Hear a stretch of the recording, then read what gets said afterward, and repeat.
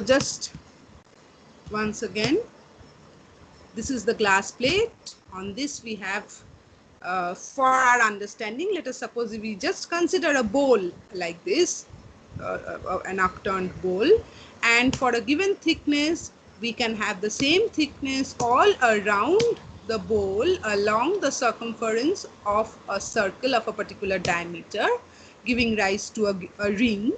And for another thickness we will have the thickness all around the circumference of another circle of a different diameter. Okay, so in this manner you can see that for different thicknesses we will have circles of different diameters, which finally give rise to the rings that we actually observe in the laboratory. Okay, I hope now it is clear how the rings are formed. Is it clear to everybody now? Yes, ma'am. Okay. All right. Now we are, so now that we know that not only do we know that rings are formed, we also know why the rings are formed. We are at a position to calculate the diameters of the Newton's rings. Now just one or two things before I move on to the diameter calculation. Now this is an often asked question in Viva, not only for those who appear for the practical of this exam in your undergrad, but this is a question that you might be asked as a conceptual understanding later on also when you go for university interviews, that where are the fringes formed? Okay, this is a very often asked question. Where are the fringes formed? The most common answer is, okay, let me see, can one or two of you answer? Where are the fringes formed?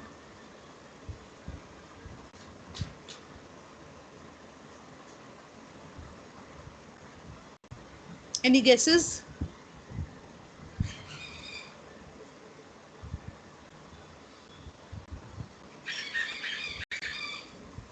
No?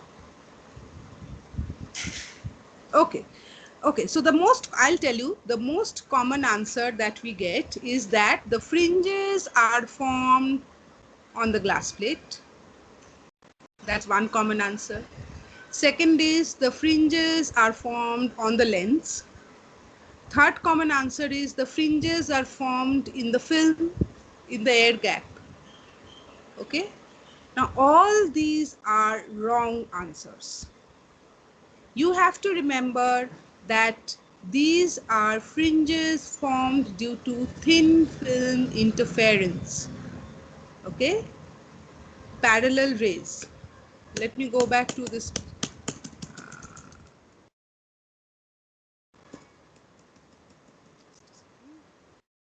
Go back to this picture. See, parallel rays. You have to go back to the very core of the problem. Why are fringes formed? Fringes are formed due to interference. Okay. Light does not interfere in this fringe, in this wedge-shaped film region. No. Light is coming here, going back. Interference is between these two parallel rays. And remember, these are localized fringes, cannot form just anywhere. Where do localized fringes form? On the focal plane of the observing instrument. So fringes are formed only on the focal plane of the observing instrument. You look at it through the microscope, you adjust your eyes, that is where the fringes are formed. Okay, so what is the function of this film? The function of this film is to produce the path difference between the interfering rays. No fringes will be formed unless there is a path difference between the interfering rays. The interfering rays will satisfy condition of brightness or darkness only if there is a path difference that satisfies the condition of brightness or darkness. So please remember this very, very sort of with great importance, that fringes are formed on the focal plane of the observing instrument because these are localized fringes. What is the so the next question, if suppose you remember this, suppose you not remember, but suppose you have understood this and you answer. You are asked where are the fringes formed in a Newton's ring experiment. You say, ma'am, sir, these are localized fringes, so they are formed on the focal plane of the observing instrument. Pat will come the next question. So what is the function of the wedge? What is the function of the air film? The function of the film is to introduce the path difference between the interfering rays. Okay, is that clear to everybody? Please remember this very, very minutely.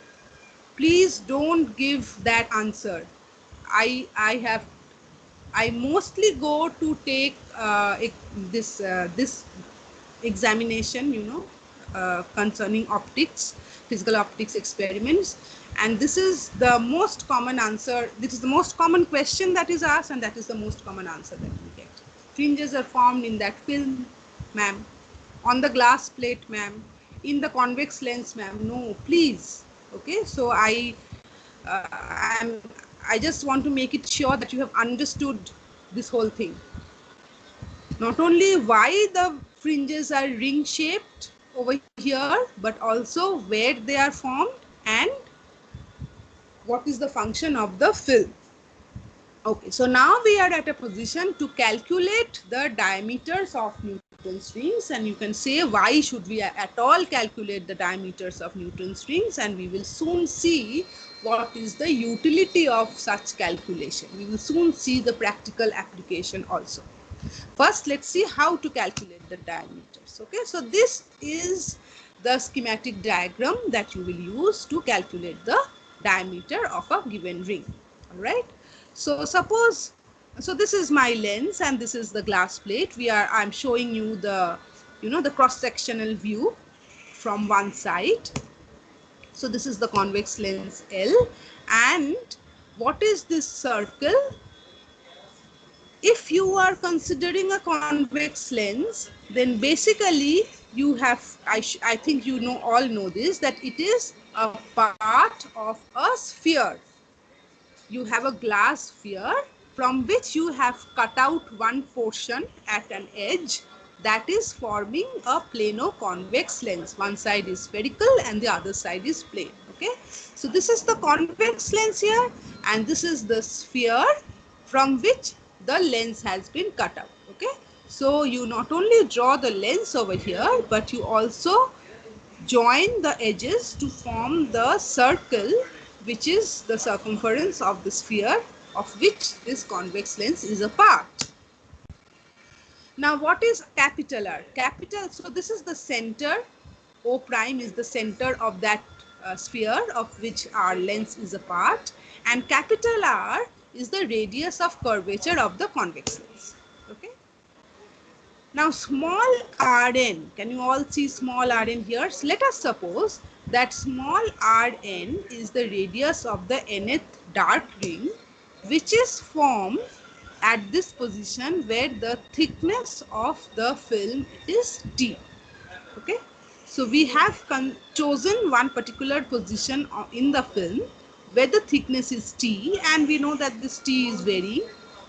And the ring that is formed at this particular thickness is dark. That is also something we have assumed. And the radius of that dark nth dark ring is R. Okay. O prime is the center of curvature of the curved surface. All right. And the center, this O prime, and therefore the center of the sphere. All of you know the definition of center of curvature and radius of curvature. Okay, now take a look at the triangle O prime M B. Okay, this is B, this is O prime, this is M. Okay, so we apply Pythagoras over here, and therefore O prime B square is equal to O prime M square plus MB square. Okay, Now what is O prime B square? O prime O, O prime O is the radius capital R, and this portion O prime N is the thickness T. So O prime uh, M square is this portion. So it is R minus T, as I've indicated over here. And O prime B is R. Okay. So putting the values, capital R square is equal to R minus T whole square plus MB is of course Rn as we discussed. So capital R square is equal to R minus T whole square plus Rn square. Okay. So we expand it algebraically, and what we do is we finally we neglect T square because small t is much less than capital R. How much less? That so that we can neglect it. Okay, small t. I'm sure all of you have seen a plano-convex lens, right? And a plano-convex lens is usually of the radius of curvature. The typical radius of curvature of a plano-convex lens is around say 100 centimeters. For example, for Newton's ring, the plano-convex ring that we use in the laboratory is of radius of curvature around 100 to 200 centimeters. Okay, so radius of this sphere is 100 centimeters. So you can understand that the diameter is almost about if the radius is 100 centimeters, then the diameter is 200 centimeters. So it's a 2-meter long diameter sphere. So all of you can imagine how large it is. And from that, I have cut out a very thin portion to form the lens. Okay. And then I have kept it on a glass plate, and the film formed between this has a thickness T somewhere. So T might be of the order of millimeters. Okay, so meters and millimeters. So it's 2-3 orders of magnitude different, and therefore we can safely neglect T square with respect to R. T with respect to R. Okay. So we have this Rn square approximately equal to twice capital R T. Now the film is wedge shaped, almost wedge shaped. Why? Because since this lens is a part of such a large sphere and the lens itself is so small, so this curvature is almost not felt. You can almost treat it to be curved, so that we can treat this problem to be, you know, a wedge shaped film problem. One part, one side we can take as one wedge. Basically it's a double wedge. And in a wedge shaped film, the condition of darkness is this: 2 mu t cos r plus theta equal to n lambda. Okay. Now, some fact checks. In the laboratory, this fact check is very important, because I don't want you to learn by rote. I want you to understand why we are neglecting terms, why we are assuming things. First of all, as I told you, in the laboratory, R, the radius of curvature of the curved surface of the plano-convex lens used, is of the order of 100 or 200 centimeters. So it is a part of a really large sphere, as I told you, and the lens is extremely thin. Okay, so this is what I'm talking about, extremely shallow. All right, and therefore the wedge angle theta can be considered to be very close to 0. Okay, an extremely shallow lens. For an example, you can consider that suppose you take a watermelon. Okay, not the oval shaped watermelons that are available in the market now, a spherical shaped watermelon. Okay, and you cut off the top. I hope all of you have observed your mothers at home that when there are circular shaped fruits, we sort of cut off the top and bottom edges before we cut the fruit. For lemons, batabi lebu, oranges, You know, we cut off the top and bottom. If you hold that top or bottom portion in your hand, do you feel the curvature? Do you feel the curvature? Yes or no? Please unmute and tell me. ধরো একটা বাতাবি লেবু, no, it's almost flat, right? একটা বড় বাতাবি লেবু বা even orange বা বড় একটা গোল তরমুজ নিলে তার টপ আর বটম পোর্শন যে কাটা হলো, ওই যেখান দিয়ে স্টকটা বেরোয়, সেখানটা যদি হাতে ধরো তাহলে we don't feel the curvature even though it is part of a curved surface. So it's almost flat, okay? Which is why we can, since because the diameter of the sphere of which this lens is a part is so huge, therefore we can consider this thing to be very shallow and the film to be extremely thin, so that the wedge angle may be considered to be 0. Okay. Again, the next fact, in our setup, by using this beam splitter, this glass plate that I talked about, oriented at 45 degree, so the use of that is that we make the rays normally incident, so that I equal to 0, and I equal to 0 means R equal to 0. Okay, so this beam splitter plays a very important role. So in the condition of darkness, 2 mu t cos of r plus theta equal to n lambda, we have theta equal r equal to 0 and theta tends to 0. Okay, so when theta tends to 0, cos theta is 1. All of you know that. So we are just left with 2 mu t equal to n lambda. But why 2 mu t equal to n lambda? You must understand properly from this these fact checks over here that I've given you.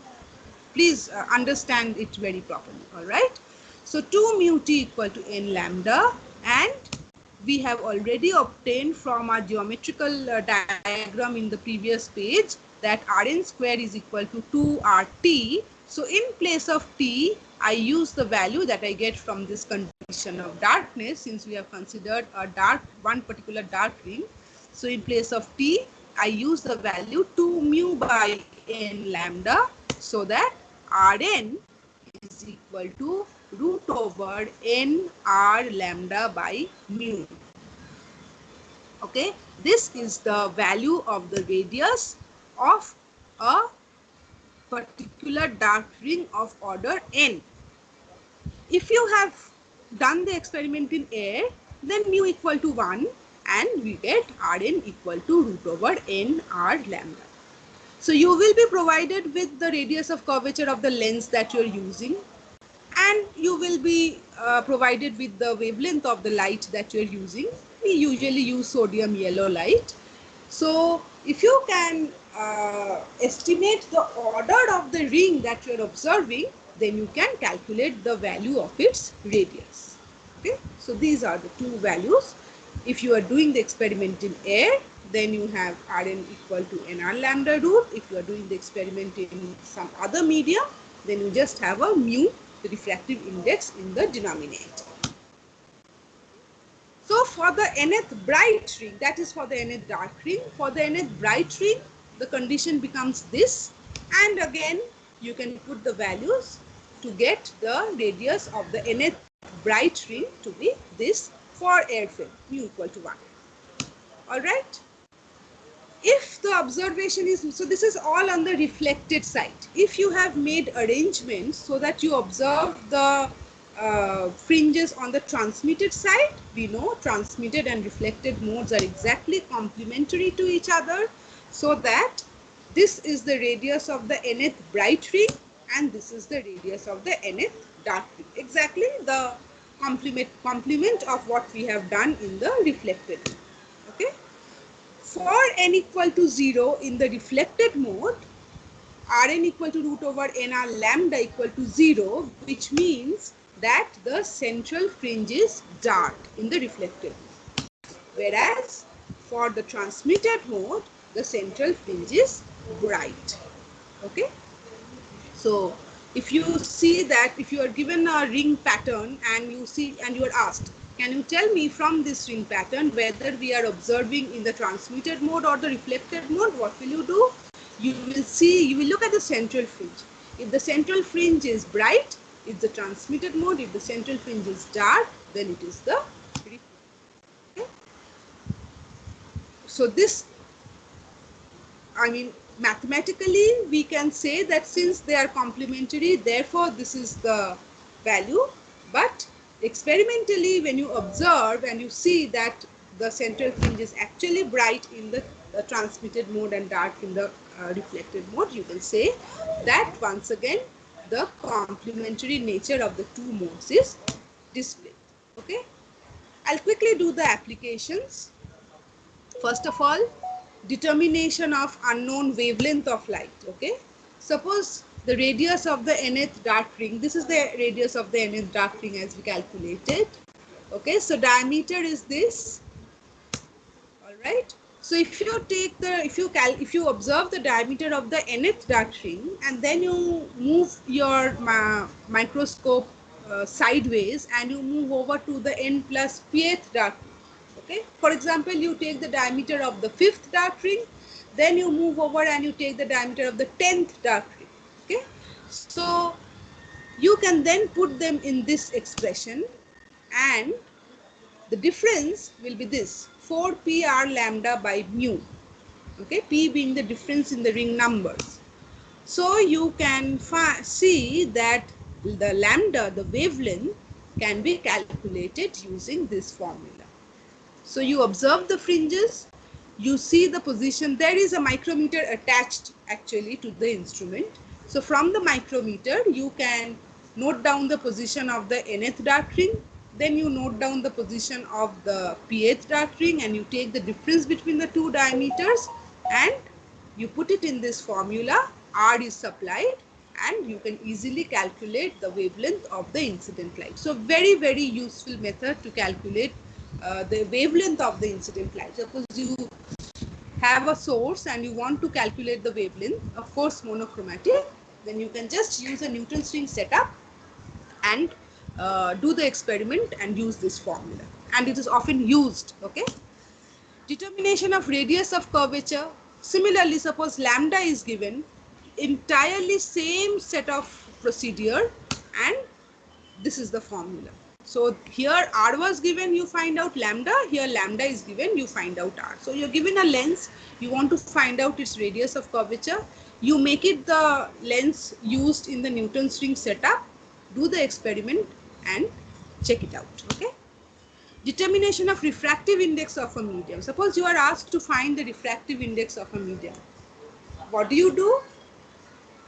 You put your Newton's ring apparatus in the medium. Suppose there is an oil bath. You take your entire apparatus inside the oil bath. So in the wedge-shaped film, the medium is now, instead of air, it is now oil that will fill up the gap between the plano-convex lens and the plain glass surface, and then you can have a formula to find mu. Same procedure, observe the fringes, note down their positions. R and lambda will be given now, you find out mu. This is also a very often used formula.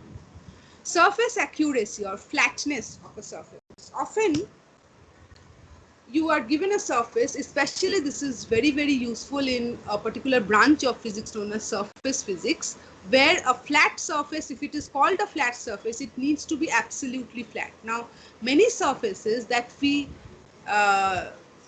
presume to be flat are actually not flat. Okay, there are microscopic undulations which we cannot observe just with our naked eyes. Okay, so what do? We take that surface and put it over a known flat surface and make it the lens combination of a Newton's ring setup. Okay, if such rings are formed, then you can say that one of the surfaces is definitely not flat, because of which a wedge air film or some film is formed between the two, which results in a path difference between the interfering rays and we get to see rings. Okay, so such, if you observe such fringes, then you can be definite that the surfaces, at least one of the surface, is not flat, and there is a path difference introduced between the interfering rays. So this is again used in the industry to check for flatness of a surface. Okay, I will not do the fringe width calculation today.